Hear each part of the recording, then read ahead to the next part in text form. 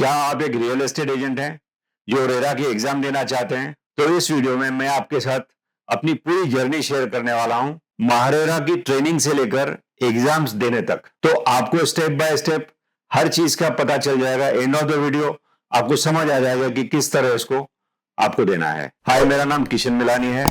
मैं real estate industry से करीबन 30 साल से जुड़ा हुआ हूं। जैसा कि आप जानते हैं, महारेरा जो कि महाराष्ट्र स्टेट की रियल एस्टेट रेगुलेटरी अथॉरिटी है, इन्होंने महाराष्ट्र स्टेट में एग्जाम्स देने का कंपल्शन किया है। रियल एस्टेट एजेंट्स के लिए ये कंपल्सरी किया है कि उनको एग्जाम्स देने होंगे। तो दोस्तों, मैं इस पहले बैच का हिस्सा हूं जो एग्जाम्स फिनिश करके और आपके सामने सारी इंफॉर्मेशन आपको बता रहा हूं। और जल्दी ही ये और स्टेट्स भी इसको अडॉप्ट करेंगे और पैन इंडिया में ये फैल जाएगा। तो हर एजेंट को या ब्रोकर को रियल एस्टेट प्रैक्टिस करने से पहले एग्जाम्स देने होंगे और तभी उनका रेरा का सर्टिफिकेट वैलिड होगा। तो इसका प्रोसेस क्या है?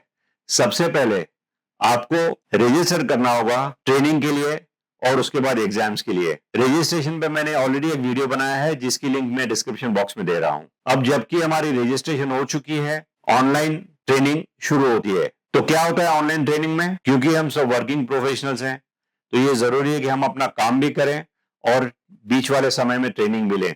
सो सहूलत के तौर पे 2 से 5 बजे का वक्त सेट किया गया ट्रेनिंग के लिए, और ये ट्रेनिंग ऑनलाइन दी गई थी मंडे से फ्राइडे तक, यानी 5 दिन, रोज 3 घंटे। तो इनको ट्रेंड प्रोफेशनल्स के द्वारा किया गया। ये ट्यूटर्स यानी जो प्रोफेशनल्स हैं, जो हमको सिखाते हैं, ट्रेन करते हैं, ये हमको रेरा के सारे सेक्शन से वाकिफ करते हैं। एजेंट का सेक्शन यानी रियल एस्टेट कंसल्टेंट ब्रोकर्स का सेक्शन होता है, दूसरा प्रोमोटर्स यानी डेवलपर्स, तीसरा अलॉटीज यानी बायर्स या क्लाइंट्स। इन तीनों के हिस्सों से, रेरा के हिस्सों से हमको वाकिफ कराते हैं। तो इन सेक्शंस में क्या होता है? मिसाल के तौर पे अगर कोई एजेंट है और उसने अपने आप को रजिस्टर नहीं किया, उसके बावजूद वो प्रैक्टिस कर रहा है, तो उस पर पेनल्टी कितनी होगी इसका पता होना हमको जरूरी है। 5% की पेनल्टी होगी। रियल एस्टेट एजेंट की जो रेरा रजिस्ट्रेशन है उसकी वैलिडिटी कितनी है?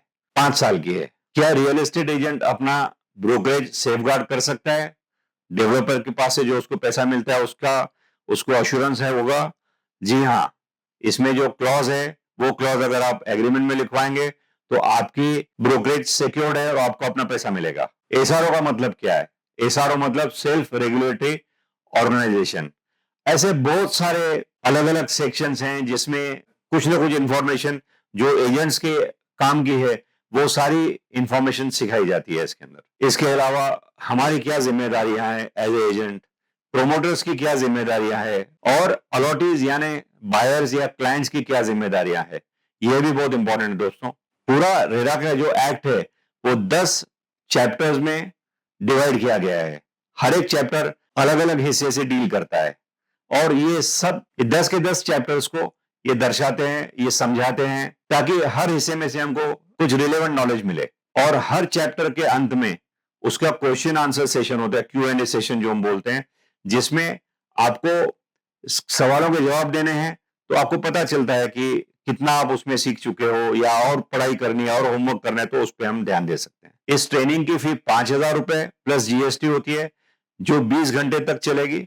और इसके अंदर आप प्रोफेशनल्स जो होते हैं, ट्रेनर्स या फैकल्टी, इनसे आप सवाल जवाब कर सकते हैं। अगर कोई हिस्सा आपको समझ नहीं आया तो आप उस समझने की कोशिश कीजिए, आपको हर चीज का एक्सप्लेनेशन दिया जाएगा। एक बार ये 5 दिन की ट्रेनिंग खत्म होने के बाद आपको मॉक टेस्ट की लिंक्स दी जाती हैं। ये टेस्ट इसके लिए जरूरी है दोस्तों, तो आप एग्जाम किस तरह होगा उसका एक अंदाज आपको इससे मिलता है और आप देख सकते हैं कि कितने सवालों के जवाब आप दे सकते हो। अगर कुछ सवालों के जवाब गलत होते हैं वो आपको पता चलते हैं और अगली बार वो जवाब आप सही कर सकते हो और इससे एग्जाम की हम तैयारी कर सकते हैं। जैसा कि मैंने कहा, ये ट्रेनर्स या फैकल्टी बहुत एक्सपीरियंस्ड है अपने अपने फील्ड में। ये अलग अलग चैप्टर्स में अलग अलग सब्जेक्ट्स में एक्सपर्ट है, तो उनको उसी हिसाब से वो चैप्टर्स को कवर करते हैं, जिससे हम लोग को पूरा नॉलेज मिलता है। और उसके बाद Q&A सेशन में हम असर्टेन कर सकते हैं कि हमारी पढ़ाई कितनी हुई है, हम कितना सीखे हैं इससे। इसके बाद एक डिटेल्ड हैंडबुक हमारे साथ शेयर किया जाता है ऑनलाइन, जो आप उसको होमवर्क के तौर पे लीजिए। कुछ सेक्शंस और आपको समझने हैं, कुछ और आपको नॉलेज गैदर करना है, जो ये बहुत जरूरी है हमारे बिजनेस के लिए दोस्तों। तो वो वहां से आप उसको नॉलेज को गेन कर सकते हो और आपको आगे के लिए बहुत फायदा होगा उसका। इसके बाद आपको IBPS RE से एक मेल आएगा। IBPS RE क्या है?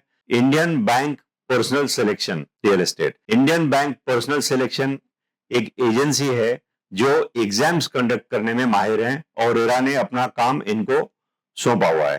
तो इनके मेल में आपको रजिस्ट्रेशन फीस की इंटीमेशन आ जाएगी कि ये पैसा हमको मिल चुका है, एक्नॉलेजमेंट आएगा और उसके साथ आपका रजिस्ट्रेशन नंबर आपको देंगे और एक पासवर्ड देंगे जो आपको संभाल के रखना है। इस मेल को सेव कीजिए और मेहरबानी करके ये दोनों चीज कहीं एक अलग जगह पे नोट करके रखिए ताकि कहीं मिसप्लेस ना हो जाए। इसके पश्चात IBPS RE से आपको और एक मेल आएगी जो एग्जाम्स की इंटीमेशन होगा जिसमें डेट, वेन्यू, आपका रोल नंबर, रजिस्ट्रेशन नंबर वगैरह। इस मेल को आप सेव कीजिए और ये इंफॉर्मेशन कहीं और भी लिख के रखिए ताकि कभी मेल वगैरह डिलीट हो गई तो आपको ये कहीं ना कहीं पड़ा होगा, आपको काम आएगा ये। इस मेल में कुछ और भी इंपॉर्टेंट इंस्ट्रक्शन होंगे। एग्जामिनेशन का कॉल लेटर डाउनलोड किस तरह किया जाए और इसका एक हैंड आउट भी डाउनलोड करना होगा। ये दोनों किस तरह आप डाउनलोड कर सकते हैं उसकी आपको इंस्ट्रक्शंस होगी। कृपया नोट करें, कॉल लेटर आपको बाय पोस्ट नहीं आएगा, ये ऑनलाइन ही आपको डाउनलोड करना होगा और ये आपको कैरी करना है एग्जामिनेशन हॉल पे, ये आप ध्यान रखिए। तो इसके बारे में पूरी तरह से सतर्क रहिए। मेल आते ही आप इस पे एक्ट कीजिए, कॉल लेटर डाउनलोड कीजिए, उसका प्रिंट आउट लीजिए क्योंकि ये आपको एग्जामिनेशन हॉल में सबमिट करना होगा। उस कॉल लेटर में आपको अपना फोटो लगाना होगा, सिग्नेचर की जगह है और थंब इंप्रेशन की जगह है। केवल आपको फोटो लगाकर जाना है, थंब इंप्रेशन और सिग्नेचर एग्जामिनेशन के दिन अटेंडेंट के सामने आपको करना होगा। तो अभी कुछ मत कीजिए, ये इंस्ट्रक्शंस आपको ऑफकोर्स उसके अंदर आएंगे और इसमें इंस्ट्रक्शंस भी होंगे कि डूज और डोंट्स जिसको कहते हैं कि क्या करना चाहिए क्या नहीं करना चाहिए, इसको ढंग से पढ़कर और उसको प्लीज फॉलो कीजिए ताकि आपको कुछ मुश्किलों का सामना ना करना पड़े एग्जाम के दिन। शेड्यूल डे पे जिस दिन आपका एग्जाम है आपको 15-20 मिनट पहले पहुंचना है। वहां कई बार पार्किंग की जगह कम होती है तो आपको सेट करना होगा। अंदर जाके आपको आपका रोल नंबर क्या है, रो कौन सा है और कोई प्रॉब्लम तो नहीं, ये सब देखना होगा। आपको मोबाइल फोन अलाउड नहीं है, आपका वॉलेट ले नहीं जा सकते हैं, कोई भी electronic gadgets, calculators, electronic watch कुछ भी आप अंदर ले नहीं जा सकते हैं। तो दोस्तों उसके लिए इनके पास सुविधा है, बाहर आपसे ये लेते हैं और एक आपको रिसीट देंगे। कुछ आइटम्स आपको जैसे लेडीज की पर्सेस होती हैं वो अंदर अलाउ नहीं करते हैं तो वो लेकर के आपको रिसीट देते हैं ये सब चीज की। तो पहले अगर आप गाड़ी में रख दीजिए या अपने टू व्हीलर में रख दीजिए, दैट इज बेटर। लेकिन अगर आप अंदर ले भी जाते हैं तो वहां उनके पास सुविधा है इसको लेने की। उसके बाद आप लाइन में रुकिए अंदर जाने के लिए। सिक्योरिटी क्लियर करने के बाद आपको एग्जामिनेशन हॉल में जाना है। वहां जैसे जाएंगे तो जो रो आपकी होगी या जो सेक्शन आपका होगा वह, क्योंकि ये हॉल बहुत बड़ा है दोस्तों, करीब करीब 500 लोगों का वहां कैपेसिटी है एग्जाम देने की एक टाइम में। और इतने वहां पर वर्क स्टेशन बने हुए हैं, हर जगह पे एक एक कंप्यूटर लगा हुआ है। तो अंदर जाने के बाद आप अपने रो के पास जाइए, एंट्री पे ही अटेंडेंट बैठा आपके रो में, वो आपको बैठ करके आपका फॉर्म से निकालेगा अंदर ऑनलाइन नाम डाल करके और आपका फोटोग्राफ और एक लेगा वहां ऑनलाइन में और एग्जिस्टिंग फॉर्म में जो आपका फोटो है उससे मैच करेगा कि जिसने रजिस्ट्रेशन किया था वो इंसान और आप जो एग्जाम देने आप आए हो वो दोनों सेम है या अलग अलग आदमी है। सो ये चेक है वहां पर। इसके बाद आपकी अटेंडेंस वही साइन करेगा और आपको ले जाएंगे वो और आपके सीट पे आपको दिखाएंगे। मान लीजिए आपका सीट नंबर है C110, तो C110 पे आपको सी रो में 110 पे आपको बैठाएंगे। आपका कंप्यूटर का वो ऑन करके देंगे, ऑटोमेटिकली आपका फॉर्म वहां आ जाएगा, आपका पिक्चर उसमें लगा हुआ है और आपके पास अपनी हार्ड कॉपी तो है ही फॉर्म की, कॉल लेटर की। उससे आपको चेक करना है कि इसमें जो इंफॉर्मेशन है और आपके पास जो इंफॉर्मेशन है सेम है। कहीं भी अगर आपको डिस्क्रिपेंसी लगती है या फर्क लगता है इमीडिएटली आपको अटेंडेंट को बुलाकर उनको दिखाना है कि भाई साहब इसमें कुछ फर्क है, ताकि वो उसको एस्केलेट कर सके, एग्जामिनर को बता सके या उसके सुपरवाइजर को बता सके। ये पूरा हॉल सीसीटीवी सर्वेलेंस के अंडर में है, हर जगह पे सीसीटीवी लगी हुई है चप्पे चप्पे पर, ताकि एग्जामिनेशन स्मूथली कंडक्ट हो, सीमलेसली कंडक्ट हो। इसके लिए सब चीज का बंदोबस्त किया गया है। जैसे एग्जाम शुरू होगा आप किसी के साथ बात ना करें तो ही अच्छा है, क्योंकि कभी कभी मिसअंडरस्टैंडिंग भी हो जाती है। मान लीजिए कुछ और पूछना होगा तो उनको लगेगा कि कोई और इंफॉर्मेशन उनसे ले रहे हैं एग्जाम के बारे में, तो प्लीज बी अटेंटिव, आप अपने एग्जाम में ध्यान दीजिए, क्योंकि सीसीटीवी से हर चीज कवर की गई है वहां पर। जैसे ही आप डेस्क पे आ जाते हैं तो आपके कंप्यूटर स्क्रीन पे आपका फॉर्म है और आपका लॉगिन आ जाता है। आप लॉगिन आईडी उसमें ही आप अपना पासवर्ड उसमें डाल सकते हैं जो आपके कॉल लेटर में लिखा हुआ है। पासवर्ड डालने के बाद आपको रुकना है। जैसे ही एग्जामिनर उसके बाद रूल्स और रेगुलेशंस अनाउंस करते हैं तो उसको ध्यान से आपको सुनना है। और एक बार जैसे ही वो अनाउंस करेंगे कि अब एग्जाम शुरू किया जाता है तो 60 मिनट का टाइम आपको मिलता है ये सब क्लियर करने के लिए। 50 सवाल होते हैं, हर सवाल 2 मार्क्स का है। हर सवाल के बाद 4 ऑप्शंस दिए गए हैं, 4 जवाब हैं जिसमें से एक जवाब सही है, बाकी 3 गलत हो सकते हैं। तो आपको उसमें से सही जवाब को क्लिक करना है, जैसे मॉक टेस्ट में किया था। सिमिलर चीज यहां है, हमको एक्सपीरियंस मॉक टेस्ट से दिया गया है इस एग्जाम का। तो जैसे ही शुरू होता है आपको 60 मिनट के अंदर ये पूरा करना है। मिनट्स वहां उल्टी गिनती शुरू होती है मिनट्स की, 60 मिनट्स, 59 मिनट्स, सेकेंड्स के हिसाब से भी वो चलता है और आपको पता चलता है कि अभी आपके पास कितना समय बाकी है इसको क्लियर करने के लिए। जैसे ही 5 मिनट बाकी रह जाएंगे तो वो रेड में हो जाता है, सारा मिनट्स का जो सेकेंड्स और मिनट्स चलते हैं रेड में हो जाते हैं। तो आपको पता है कि अब रेड में आ गया तो मतलब 5 ही मिनट बाकी है आपके पास इसको खत्म करने के लिए। जैसे मैंने बताया हर सवाल के सही जवाब के 2 मार्क्स मिलेंगे। 40% पासिंग मार्क्स हैं। अगर 100 में से 40 मार्क्स आपको मिलती है तो आप पास हो जाते हैं इसमें, जिसका मतलब है कि 20 सवालों के आपको सही जवाब कम से कम देने ही हैं इस एग्जाम को क्लियर करने के लिए। जितने ज्यादा आप कवर करेंगे और सही जवाब देंगे उतने मार्क्स आपके बढ़ेंगे, मगर 20 सही जवाब आपको देने ही देने हैं इसको कवर करने के लिए। अगर नहीं देंगे तो इस एग्जाम को क्लियर नहीं करेंगे, दोबारा आपको गो थ्रू करना पड़ेगा दोस्तों। इट इज बेटर आप प्रिपेयर होके जाइए और पूरी इंफॉर्मेशन के साथ आप वहां जाइए।